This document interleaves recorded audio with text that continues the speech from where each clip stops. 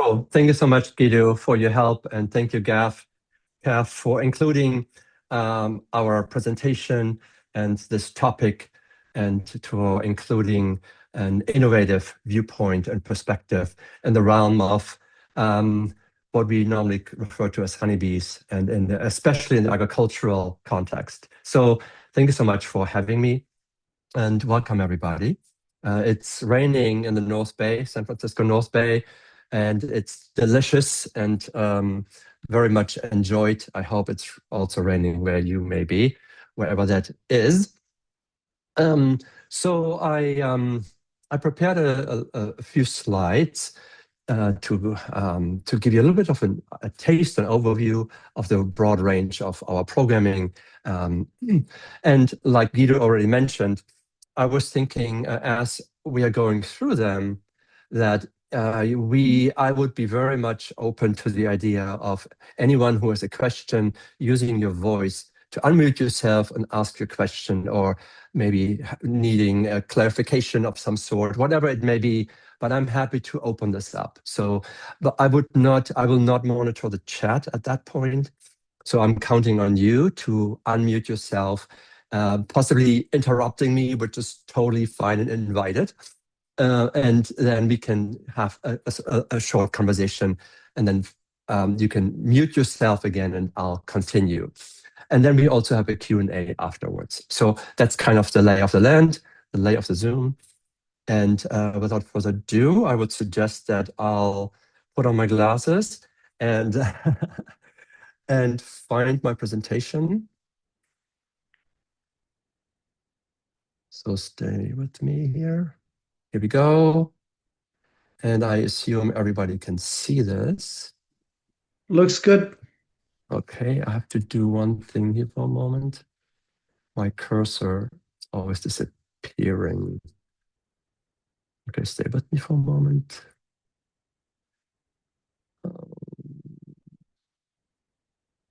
Oh, no, I don't want to do that.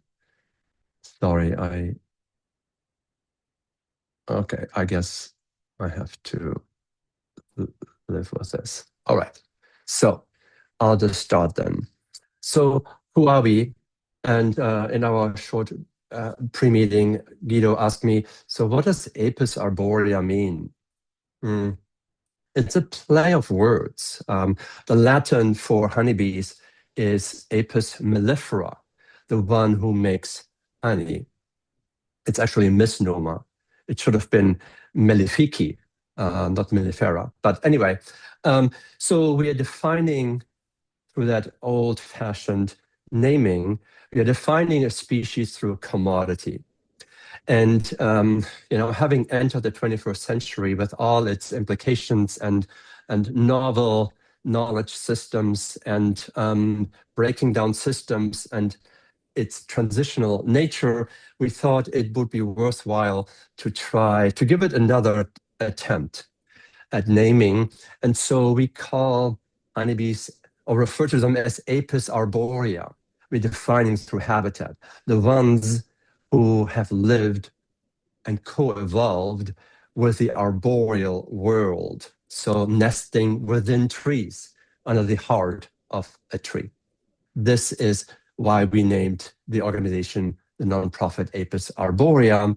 And our mission is to provide the knowledge, support, and capacity to make the wilding of honeybees and the rehabilitation of their natural ecologies an integral part of all conservation and ecological restoration strategies. And that extends for us also into the agricultural and, of course, apicultural realms. We are focused on wild honeybee conservation, research, education, and advocacy, and promote natural honeybee ecologies. I just want to speak to the term wilding for a moment. We don't talk about rewilding in this particular context. We call it wilding. And again, you'll see this new language that we're introducing in this context. And wilding is an attempt to further develop what we all probably are familiar with the terminology of natural selection. And wilding can be defined and translated as self-willed ecological processes. So where natural selection, we associate, the survival of the strongest. And that's such 19th century terminology, where at this point, we're talking about, networks and systems, and even the bare notion of the individual is necessarily anymore a correct terminology in terms of understanding ecologies. So wilding as self-willed ecological processes also introduces the agency and sentience of the non-human world, of non-human creatures. So more to say about this. I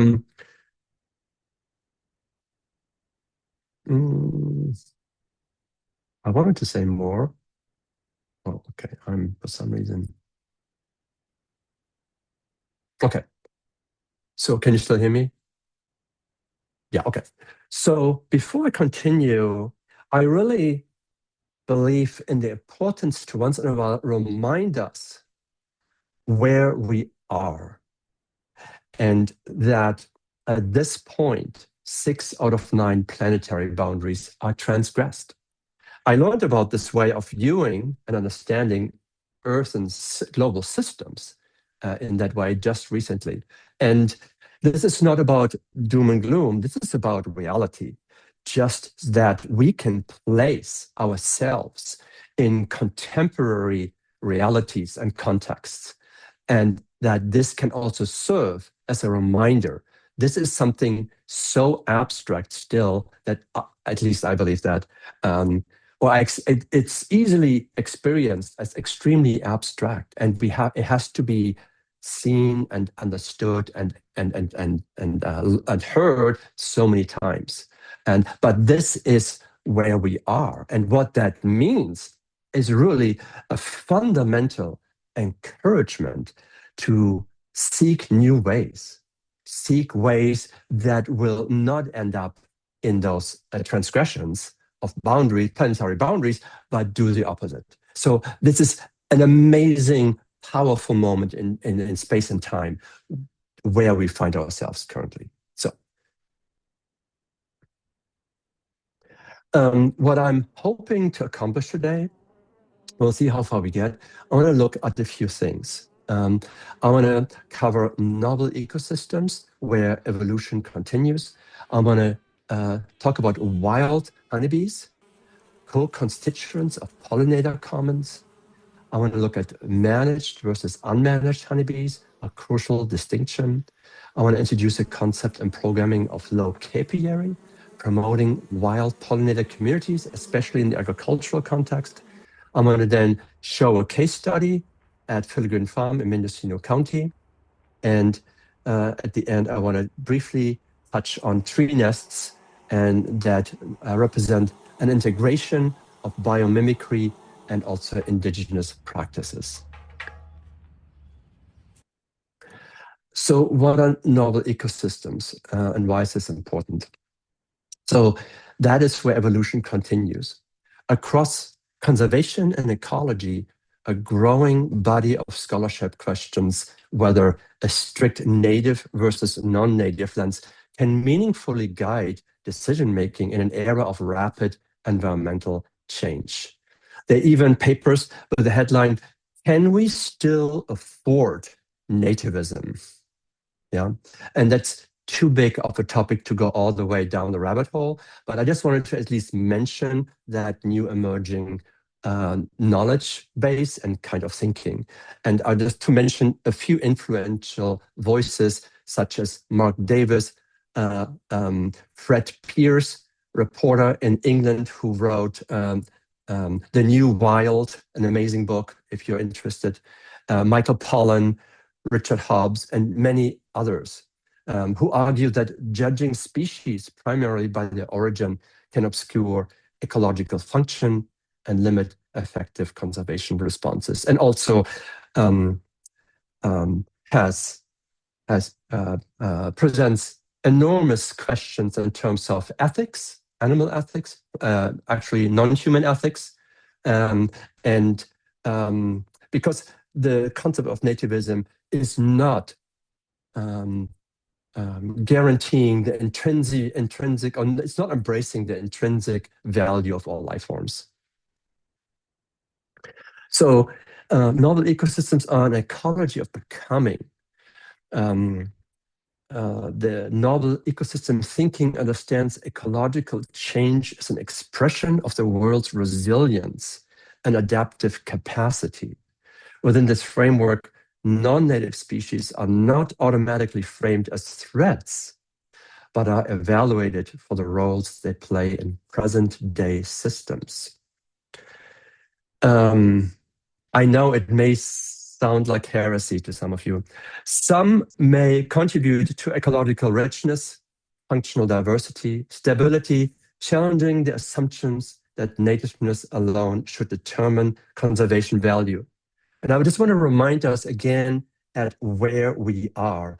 If we just look at our agricultural system in the States, name a handful of native species that we cultivate. And you will see that the vast majority are so-called non-native species, cows, pigs, all grains, you name it. So we are living in a very interesting world that cannot be well represented through a binary and black and white system.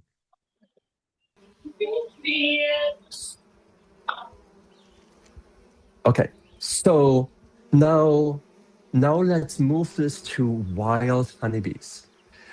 And we understand them as co-constituents of the pollinator commons. They are a novel wildlife of the Americas.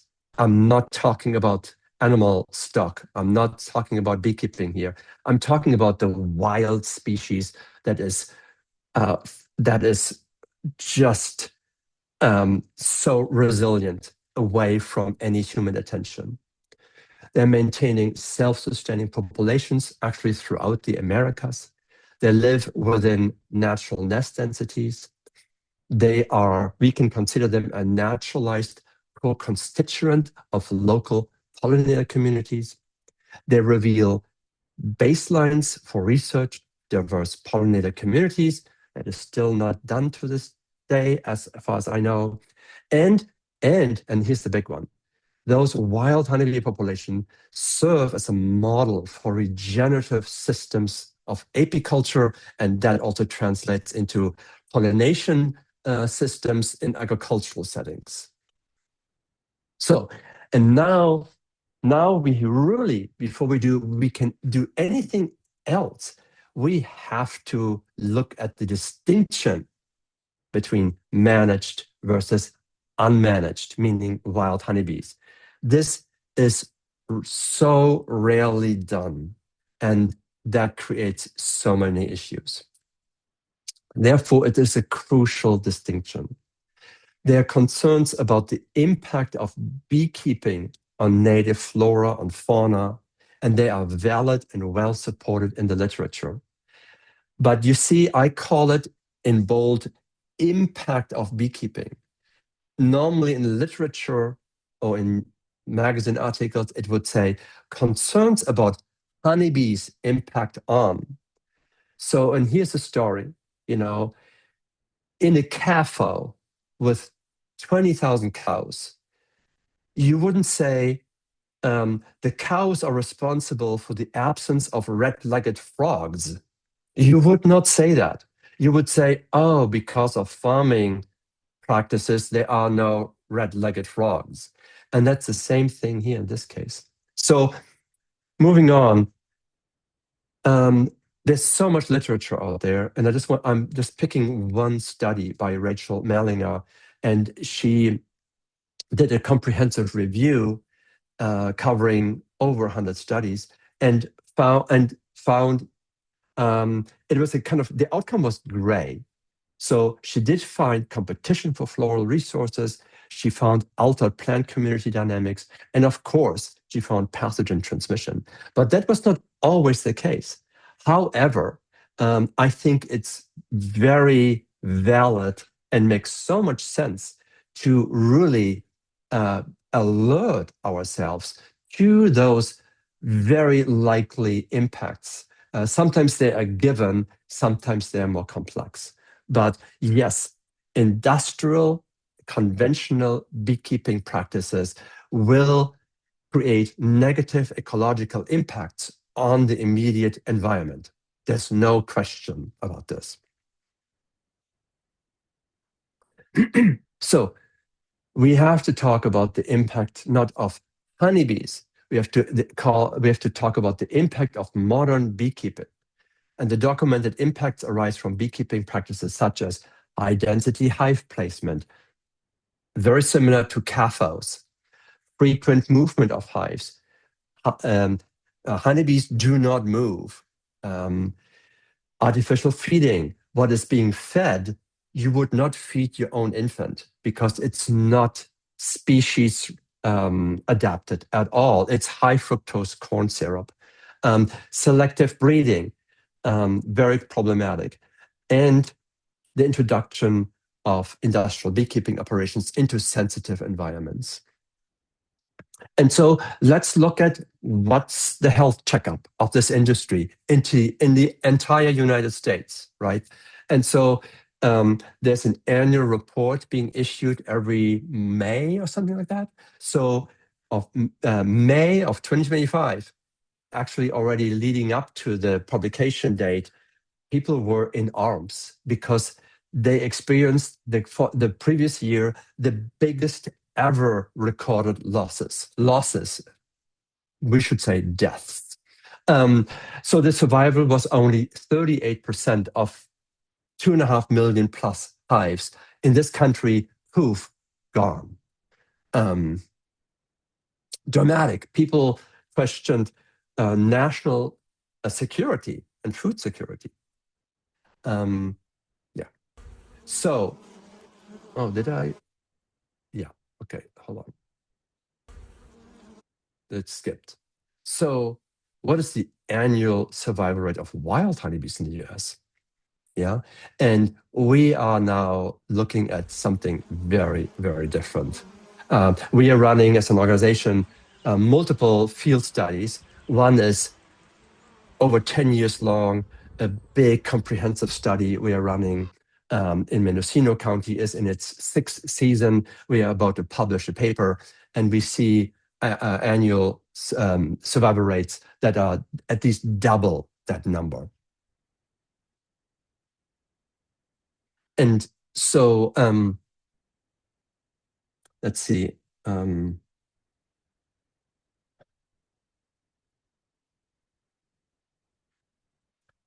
I just have to kind of get lost. There's so much to say. So back to differentiating between wild and managed. Yeah. So look at the numbers. So you see average nest density per square mile. There are two sources for the wild. That is Thomas Seeley et al. You can look him up. He's a pioneer in wild honeybee research. And then our research of Apis arborea. And we have slightly little bit numbers. And then we start calculating also the average nest volume in liters. Those nests are very, very small for beekeepers within you all, among you all. Remember, only one deep Langstroth hive contains about 40 liters. So Seeley said that's the average nest size in the wild. And in beekeeping, that is just the beginning where things begin, and easily that is doubled or tripled or quadrupled. There's kind of like endless, and no one looks at the impact of that practice. So, and for us, we think it's really lower than that. And you see here in the managed section, we are placing it at 100 liters. And so then what are the number of individuals per nest box? Now we're getting into math. and you see the numbers. So if we take our number, it's 15,000 per nest box. In managed is 60,000. So that's already in the nest box. We are already exceeding the normal parameters by up to 300%. Now let's look at the liters of nectar per season per nest. And the numbers are different because of inadequate insulation properties of conventional Langstroth boxes. And that translates into a tenfold increased higher forage requirement because so much energy is getting lost through those thin walls. So look at this in liters, right? This liters, yeah. So now we're exceeding what happens in the wild by up to 900%. So now if we combine nest densities with the amount of, first we do the total individuals per square miles.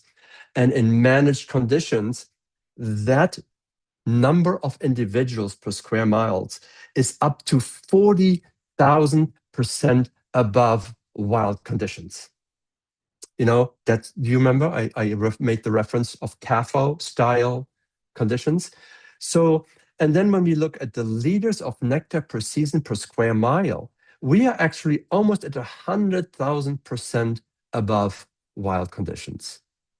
So, and I just included this slide so that to clarify really the impact of industrial beekeeping and what this really does to the environment. And with that, I mean plant communities, but in particular, so-called native pollinator communities, non-apis pollinator communities, who often, some of them have just a forage radius of a few hundred yards. So if a big apiary is being set up in that vicinity, they have no chance of survival. But this also explains some of the impact that comes from forage competition, that the numbers tell the entire story. And again, we see both sides. We see how civilized the wild side is, how much the potential is of integration, of being a co-constituent of an existing very diverse pollinator communities. And on the other side, we have the industrial paradigm that thinks in terms of carrying capacity of ecologies. That means how many bees can I put in there until the last drop of nectar is foraged and my honey crop is maximized. I'm paraphrasing a little bit now. So now I want to switch and bring this into an integrated system approach that is attempting to bring the lessons learned from the wild into our agricultural, apicultural systems, that is pulling on biomimicry, that is also integrating animal rights and many more things. So, and let's look into this. And LocApiary is really a made-up word, maybe similar to locavore, to eat locally, and the LocApiary is really points towards this idea and program and model of a watershed-wide apiary. An apiary that is not an apiary in the traditional sense, but where you have it in the backyard with boxes and all this stuff, but really one that understands that if we want to work with this, if we wanted to integrate a systems approach, we have to work with the meta, the larger populations within our local watersheds. And that's where the power is. That's where the potential lies. That is where all our tasks are lined up for us, all the challenges. In a time when most of this country is dominated by an industrial beekeeping paradigm. Even someone like Marla Spivak, a researcher here in the States, she said it is very unusual for an industrial beekeeping system, an industrial beekeeping system and model to dominate it to such an extent that it affects all backyard beekeepers. That is unusual, but true here. Infrastructure, management techniques, agency advice, so much of it is governed by the system, which, of course, has a huge economic impact. Billions of almonds are being pollinated every year. This is a huge industry, and so many agricultural systems depend on it. So, of course, there is a lot of effort being taken to keep the system propped up, even if some of the operations are outside of any science. So, but we don't want to get too far into that rabbit hole. So, okay, what are the core goals of LocApiary?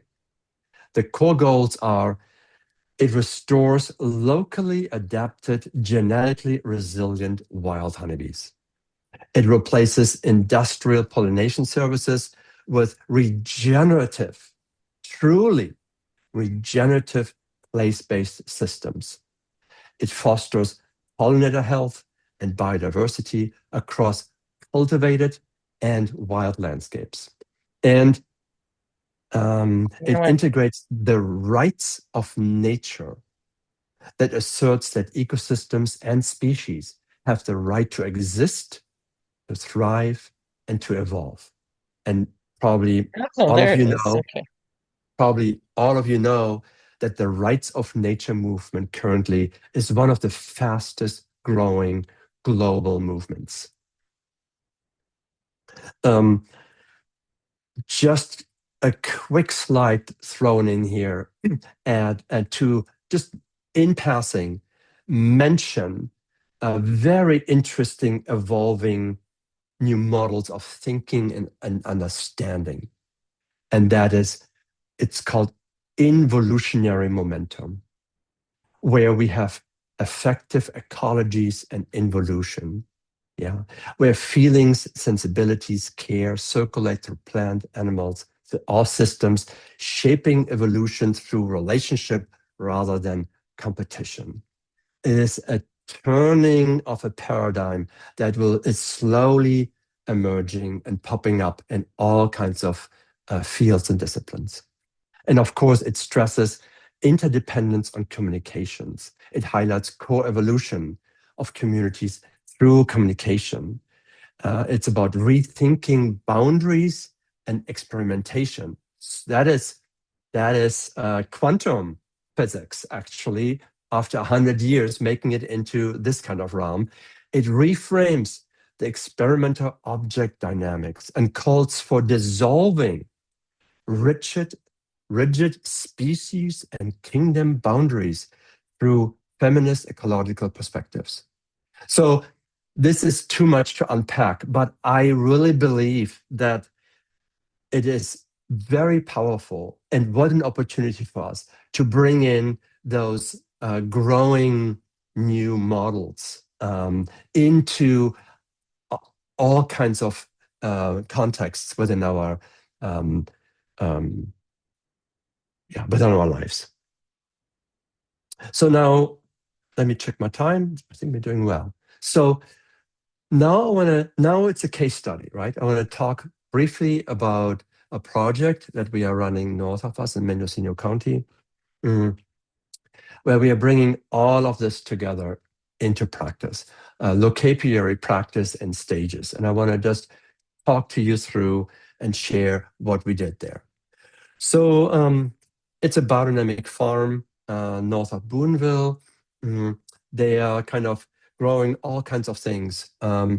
They have olives, they have fruit trees, blueberries, they have a CSA, and they run vegetables. So, but there's also vineyard. So that gives you an idea of, what mix this is. And we And so here's the thing. So look, they are a regenerative biodynamic farm, and that comes with a certain set of value systems. And in the past, they thought they needed to outsource pollination services in the spring for their apple crop. And so they were dependent on an industrial beekeeper. And they knew it was a break in a discontinuity and a break in a value system. I mean, look how they steward this piece of land. This is just amazing. But then all of a sudden, when it comes to animal rights, for example, all of a sudden they ended up, because they didn't know of any other resources, they ended up with a CAFO-style beekeeper, and that entered their farm ecology, their farm value system. And that was always a big challenge. So we came in, and now we are working with them. So the first thing we did is, like I said earlier, LocApiary is about empowering local ecologies, empowering our own watershed. At this point, all kinds of remote areas of this country are really impacted by conventional beekeeping, by industrial beekeeping practices. And we don't have time to go into genetic sequencing on things like that. We did at our long-term research project in also Mendocino that shows very clearly that in remote areas, you have a very different species, so to speak, a different genetic line evolving and establishing itself. And it was all M lineages, where everything in beekeeping is C. So we did comparative sampling, and that we could just verify the small backyard beekeepers in the vicinity were all C, and then in the preserve where we're working is all M. Anyway, but I think that what I earlier called a huge opportunity for us is to take back our watersheds and empower who lives there, and empower evolutionary processes so that those populations can self-heal. And therefore, the first thing we do when we start working with a LocApiary is that we evaluate and make an assessment for existing populations. And so we did. So those 4 dots, they represent bee trees. Bee trees, the lower one actually was by accident discovered in the process. So there was a bee tree within the farm area, and then those 3 in the adjacent hills. This farm is benefiting definitely from the adjacent wild woods and hills. So that was the first thing, and we started monitoring them. Then the next thing is we started placing what we call tree nests. They are natural nesting sites.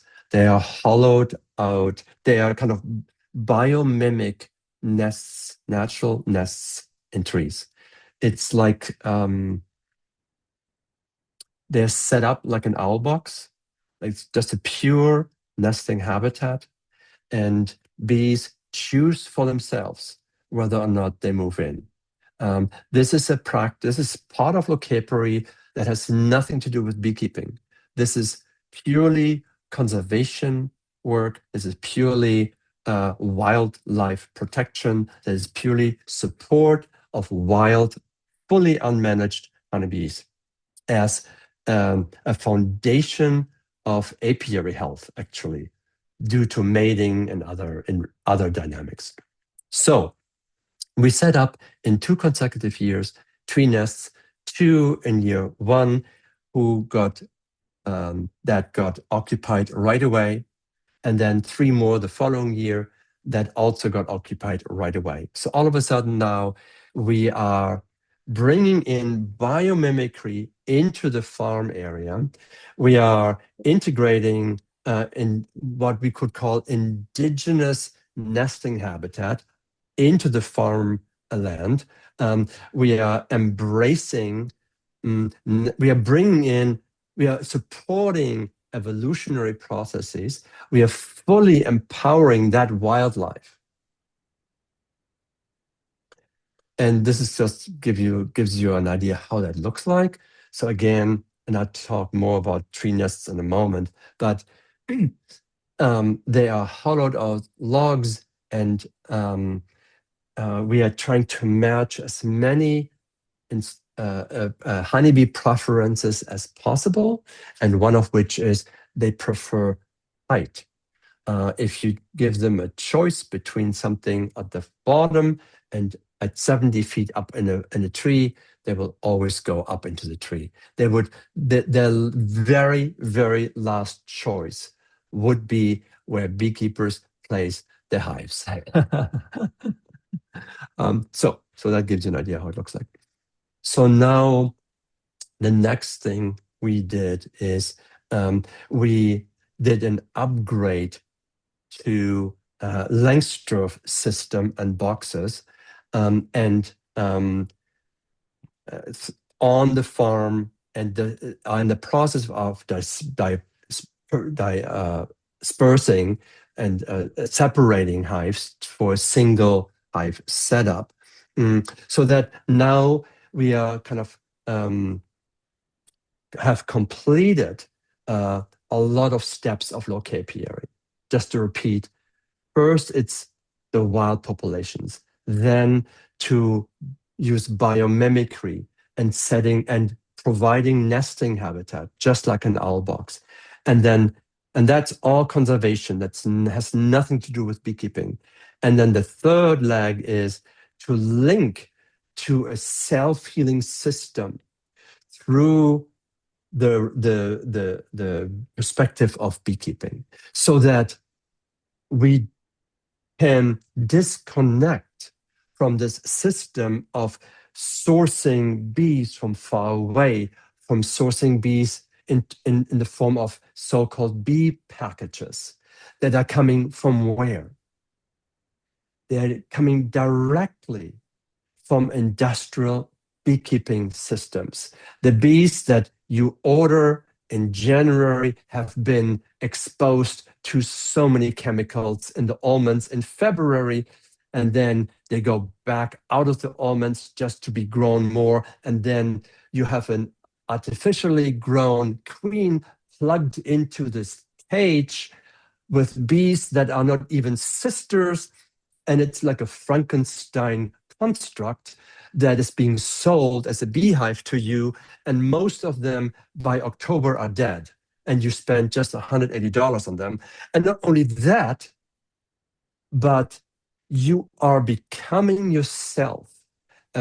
One becomes oneself a vector of diseases and viruses, because as you carry that package bees into your backyard or your remote area in California, you are carrying with you also the viruses. You're carrying with you so many dynamics within those bees, so many shortfalls, so much suffering.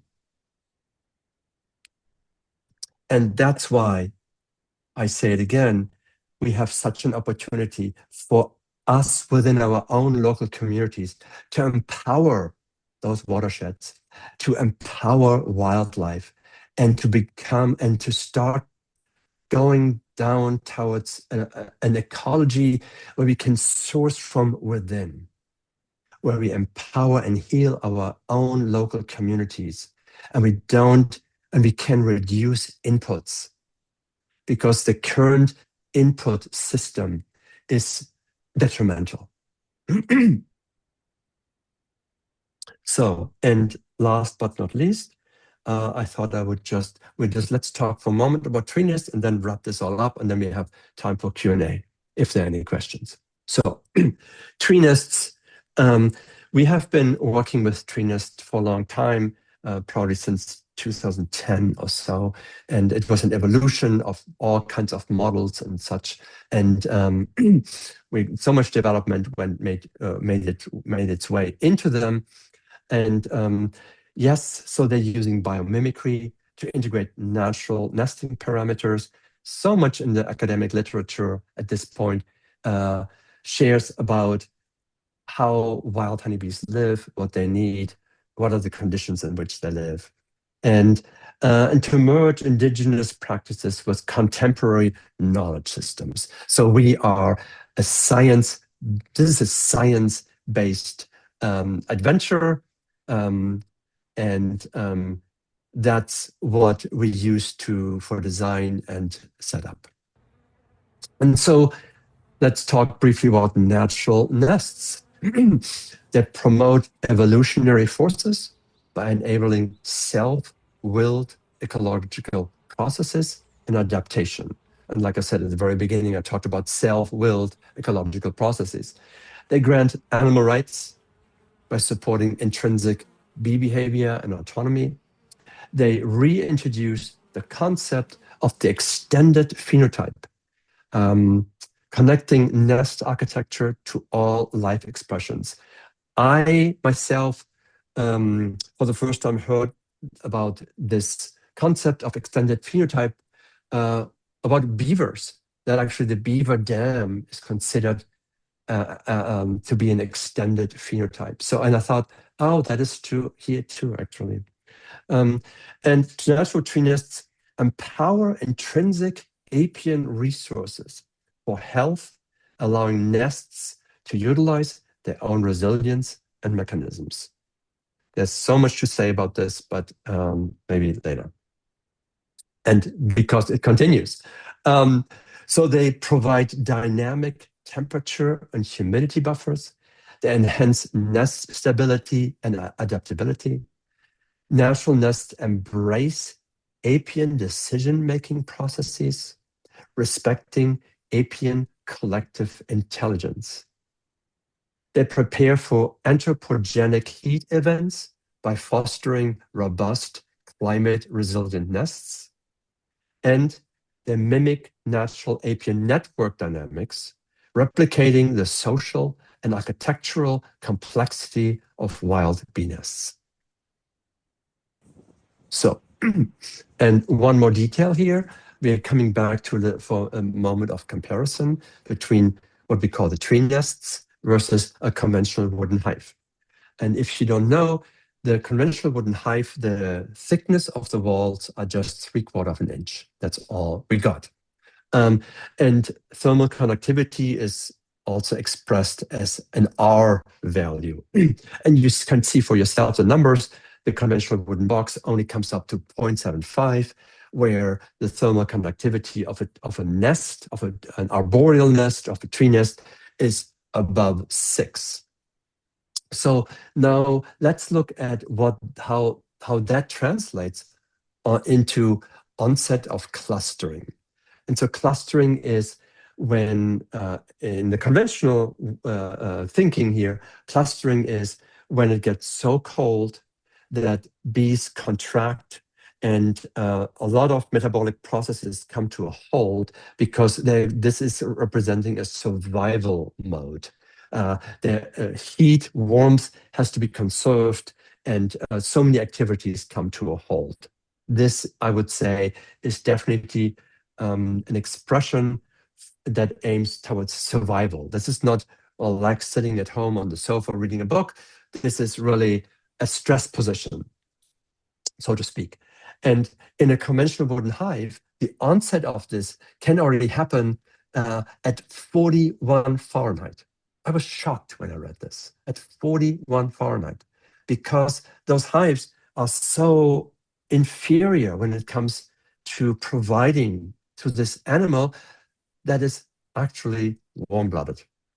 And then you see what happens in a tree nest, in arboreal nesting environment. The onset of clustering is about -4 Fahrenheit. What a difference. And then also the relative nest humidity in conventional hives is very different from that in arboreal or in tree nests. And that has an impact on varroa reproduction rates. And you can see how that impacts varroa reproduction.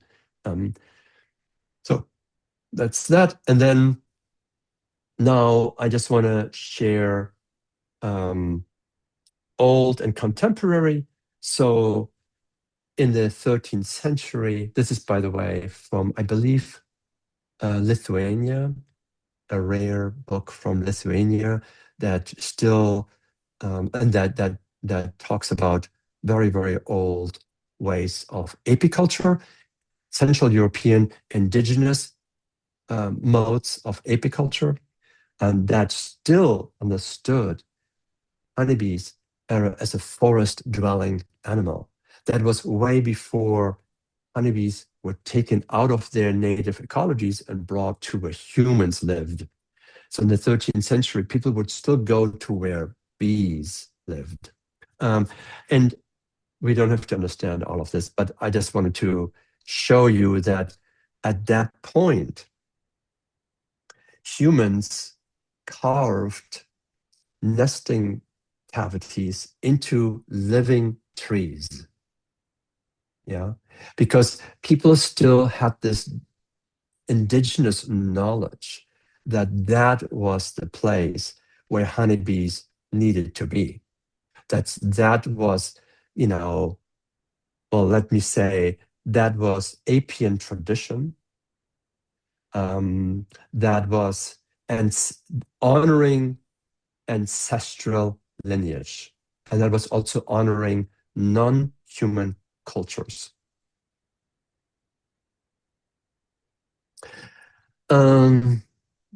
Now we are going back into the 21st century. This is now how our attempt of integrating, like I said earlier, of integrating indigenous knowledge with contemporary science.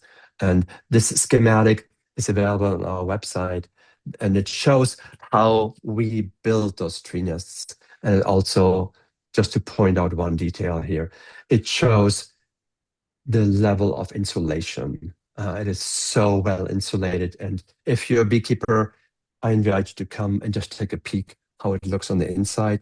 It is a different cosmology on the inside.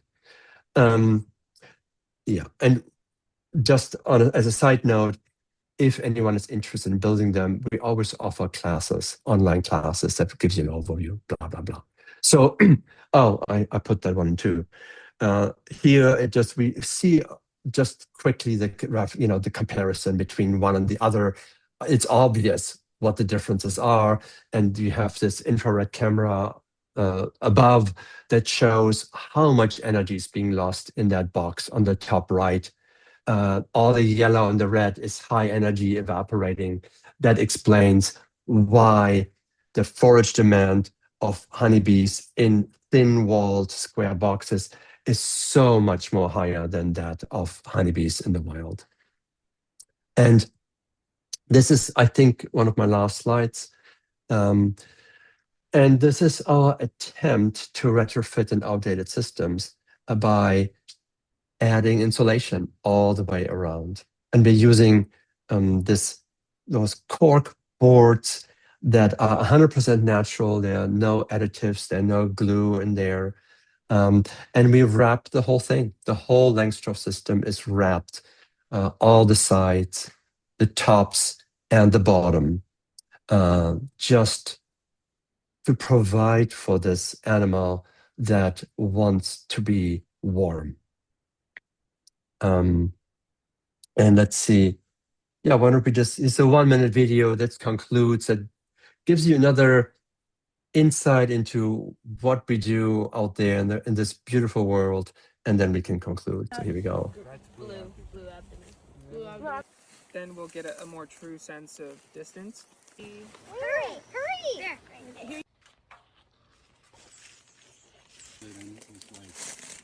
And generally, turkeys are not up in the tree. To catch the traffic. Yellow thorax is taken off. Yellow thorax taken off. It's all about beelining, finding bee trees in the wild. Texture on the back of their legs, and when they're foraging on a flower, it all... Wow, that's amazing. No, so they'll stay around the empty cells and...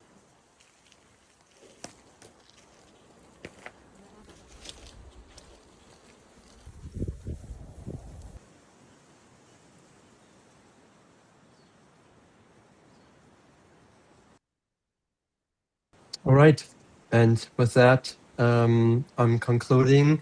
And just last slide, how to stay in touch. if you're interested in staying up to date with events and activities, you can subscribe to our newsletter, visit our events page. You can follow us on Instagram. You have cool videos there of what we do.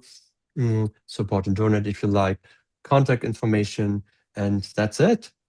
So let me see whether I can get out of here. Yeah, and here we go. So thank you for listening, for hanging in there for the whole time. And we have 20 minutes left for anything that you want to bring up or any questions or comments you may have. And feel free to unmute yourself and go for it.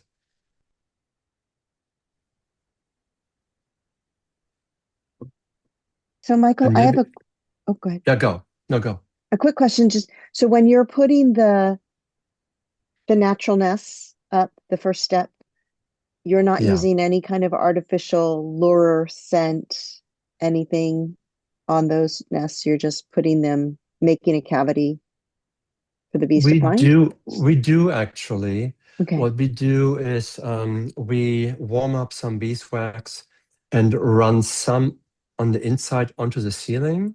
Some people just use cold wax and rub it on the ceiling. And then we also have an alcohol propolis tincture that we use to mist the inside a little bit. And you could also use a piece of propolis and rub the inside. Okay, so But there's a little that's bit all. of Yes. conditioning for that. Yes. Yes. And does it matter what type of natural wood you're using? Any log that you have? So I would say ideally it's from a tree species that doesn't have a high content of volatiles. So some cedar trees may not be really a good idea.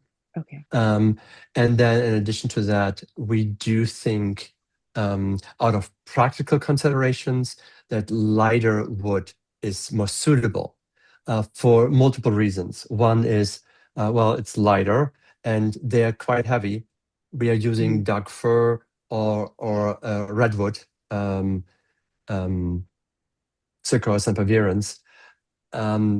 So and the weight ranges, I would say, between 100 and 250 pounds. So you get up there. And also in terms of making them, it is way easier to work with softer wood. I would not recommend doing this in eucalyptus or oak. That would be quite something. Thank you. Yeah, you're welcome.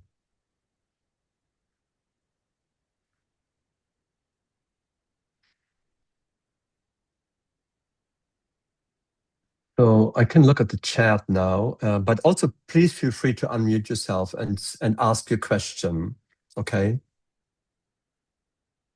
So then I just go to the top. So Deborah says, thank you for letting me in late. Had to pick my son up. Oh, sorry. Okay. So, okay, Bob says, sorry, I missed the beginning where you may have covered this topic. Aren't you displacing native bees by introducing, supporting non-native honeybees? Yeah, you missed the beginning, Bob. And just in a nutshell, without repeating myself too much, I would recommend you watching the first part. But first of all, we are not introducing anyone. What we do is we are kind of reconfiguring our understanding of ecologies.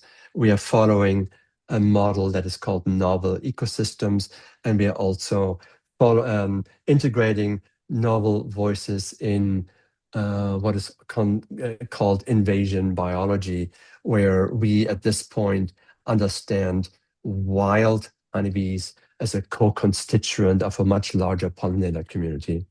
And I don't know where you came in, but then that's why I was trying to distinguish very clearly between managed and free living honeybees and where the impact really comes from. So that's just some pointers. So By the way, just unmute yourself and ask your question, okay? This can be just a conversation here. Or you can Hey, also Michael. just share a comment. Yes, go. Would you like me to ask my question? Yes. Cool. Thanks. Hey, my name is Molly. Hi, Molly. I'm really interested in native pollinators, native plants, and I've been Yes. thinking about like bioregional mapping, ecozones, ecological kind of ways of thinking about regions, zones, mapping. And I just wonder what resources or guidelines you have on those, especially in the context of native plants, native pollinators, without being like too nativist, kind of what you were saying. Mhm. Yeah. I'm not so what comes up when you say that, Molly, is our deep interest in establishing baselines in the context of non-apis pollinator communities.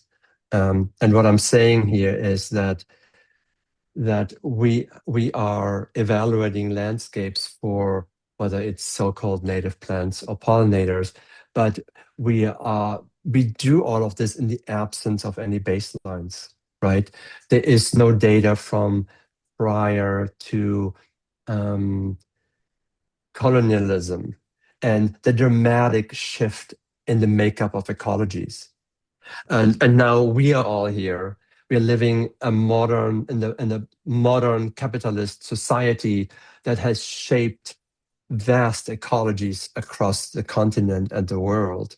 And so, what are baselines? How can we create reference frames? I find this as enormously challenging, and I don't really have good answers. The one thing, Molly, I can say is that we are really searching for research partners in some of our long-term field studies, one of which is at this so-called Gorbers Wildlands Preserve, where we have identified now 75 bee trees. And we have been monitoring them for 5 consecutive years. Almost, it's the 6th season we go in. So we have now a baseline. We have a baseline of apian wildlife. We would love to collaborate with someone like Xerxes or others to come in and now look at non-apis pollinator communities, or if you want to call them native pollinator communities, and see what can we learn in those novel ecosystems? What are the new relationships here? But it's very, very difficult because even in such a preserve, then we have to look at oh God, what's the difference between culture and nature? And so often it's not being integrated in our inquiry because humans have shaped ecologies for thousands of years, not only since colonialists came to North America. Native cultures used fire to extend grazing land for buffaloes for hundreds, if not even thousands of miles. That is nature. Human culture is interfacing with non-human cultures in a way that is kind of inseparable. But contemporary science loves dichotomies, loves the black and white. And that's why I threw in this one slide that made the case for we have to work in terms of systems and not individuals. It's way larger. And not only that, but then throw in this other challenge of observer-object relationship and how it's co-constituting. It sounds so abstract and weird, and how dare that I say that? But I say it at I'm not saying to be someone who knows, but actually I'm sharing with you my mantra, the mantra that says, I actually don't know. Be open for those things that are beyond your comprehension. So I hope that was not a too convoluted answer to your question, but that kind of came up. I appreciate it. Thanks. I'll reach out. Yeah, please, because that's the other thing about Apis arborea. We really know and cherish how important multidisciplinary collaboration is. And we have academic research partner, we have land-based organizations that partner, and local partners. We really believe in dialogue.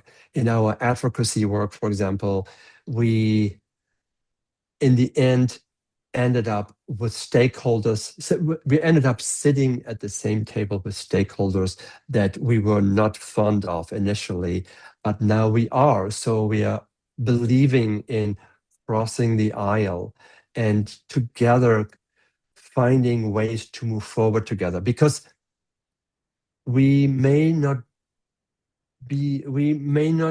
able to afford this insular polarized movement. We have to come together. We are sitting in this one boat, this one earth, and we love to collaborate. We love to be challenged, and we have a standing invitation to anyone who would like to come to Galbraith to some of our research projects, to even come with one's own research questions and say, can I come and use all your data? And we say, please use all our data. Anyone else who would like to unmute themselves?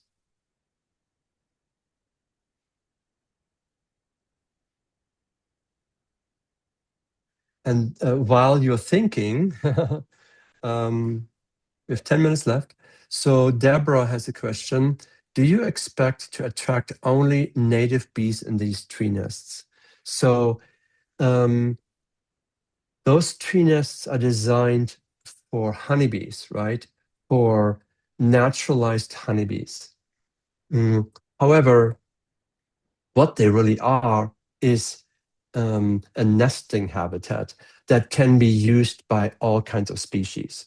So sometimes what happens is wasps go in and nest in some of them. That happened before. We sometimes have ant colonies move in and nest in them. We have seen mice and rats overwinter and raise their children in those nest cavities. So it is really, in the end, just an empty nesting cavity, a habitat that it can be used by multiple species.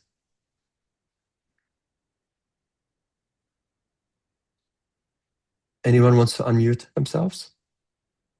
I'm still trying to encourage you to do so. And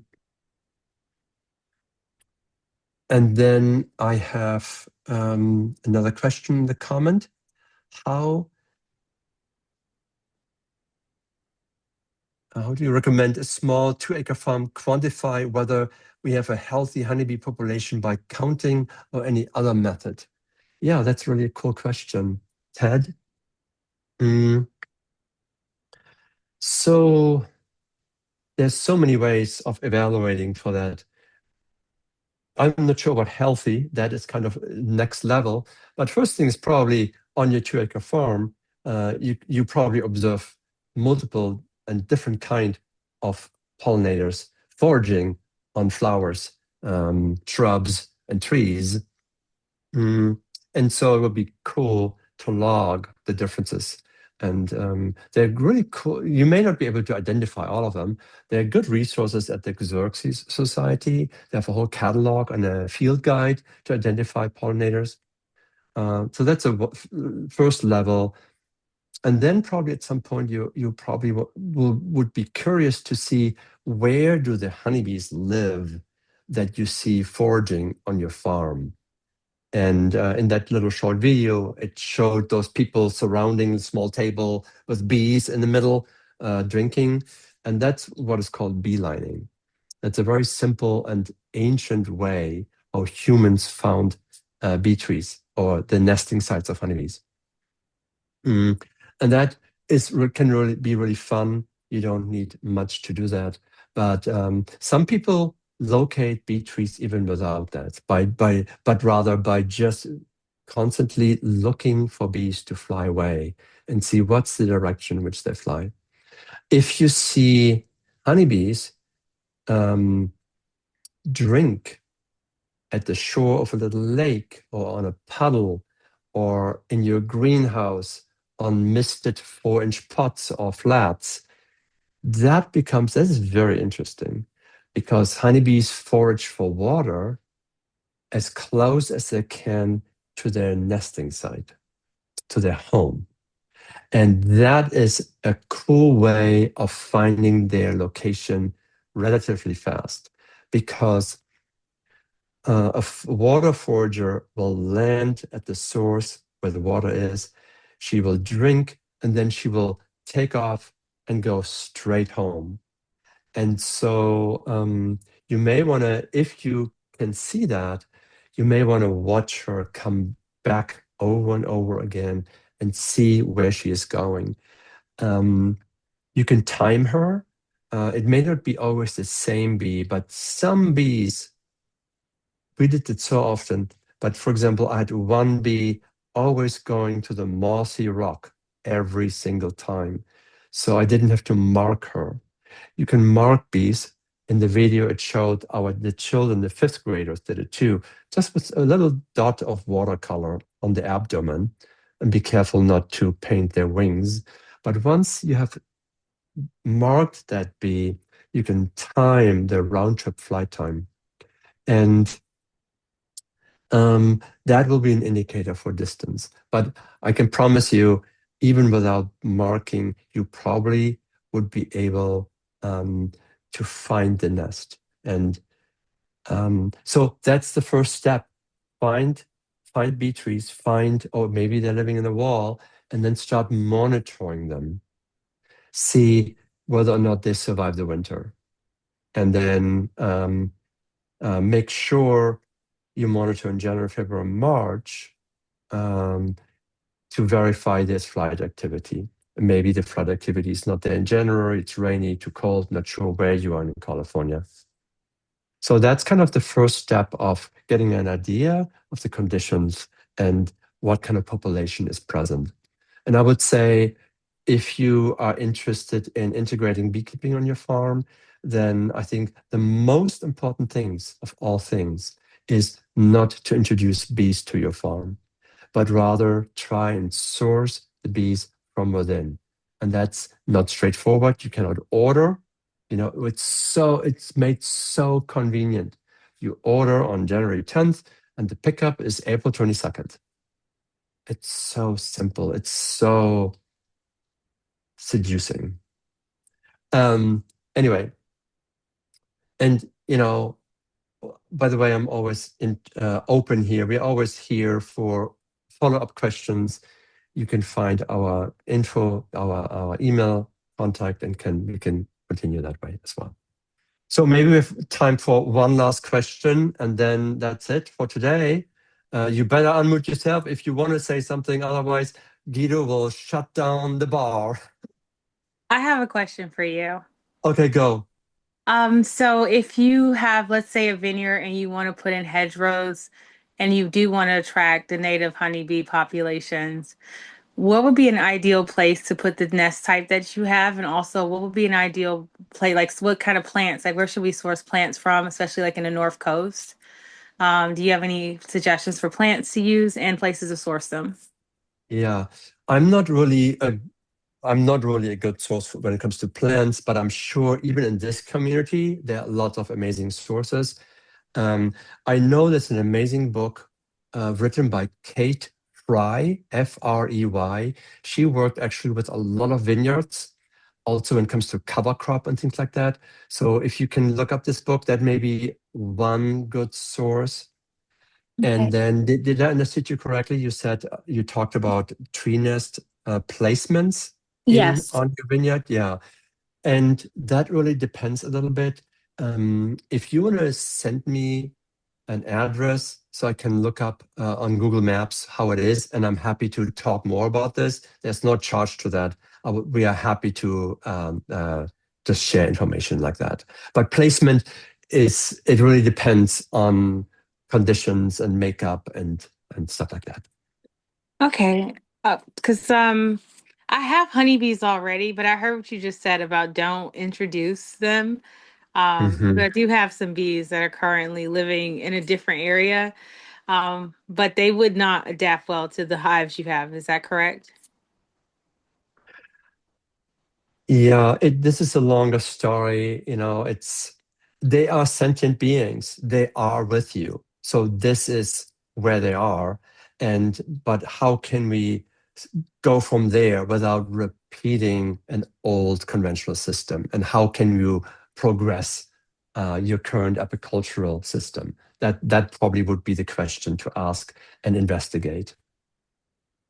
Sorry, that's a very abstract answer, but I think it's 6 o'clock. Send me an email.